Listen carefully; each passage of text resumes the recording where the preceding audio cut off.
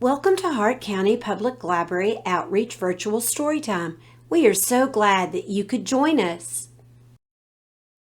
The Relatives Came. Story by Cynthia Rylant.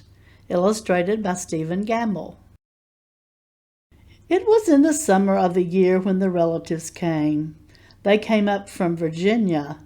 They left when their grapes were nearly purple enough to pick, but not quite.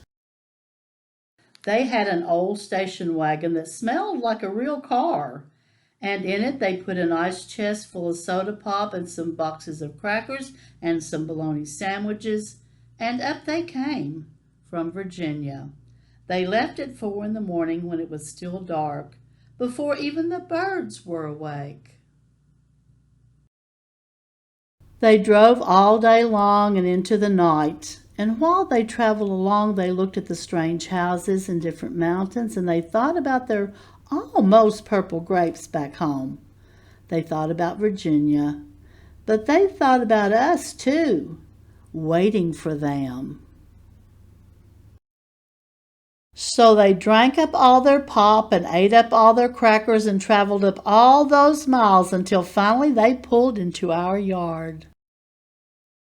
Then it was hugging time. Talk about hugging. Those relatives just passed us all around their car, pulling us against their wrinkled Virginia clothes, crying sometimes. They hugged us for hours.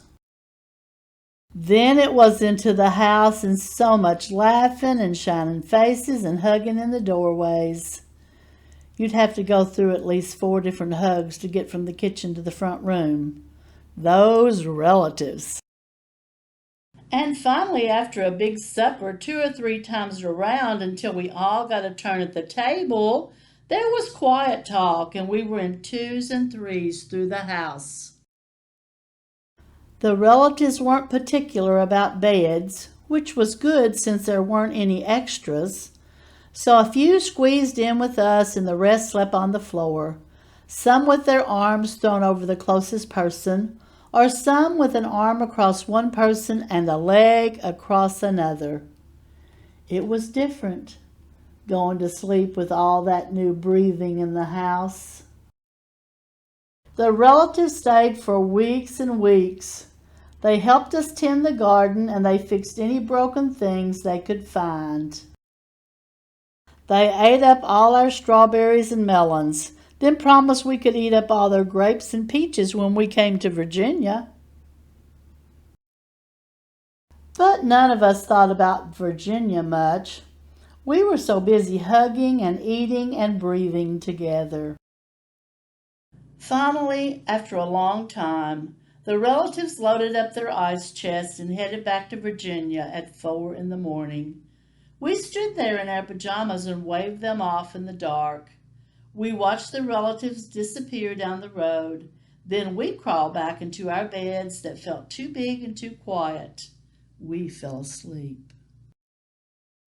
And the relatives drove on, all day long and into the night. And while they traveled along, they looked at the strange houses and different mountains. They thought about their dark purple grapes waiting at home in Virginia.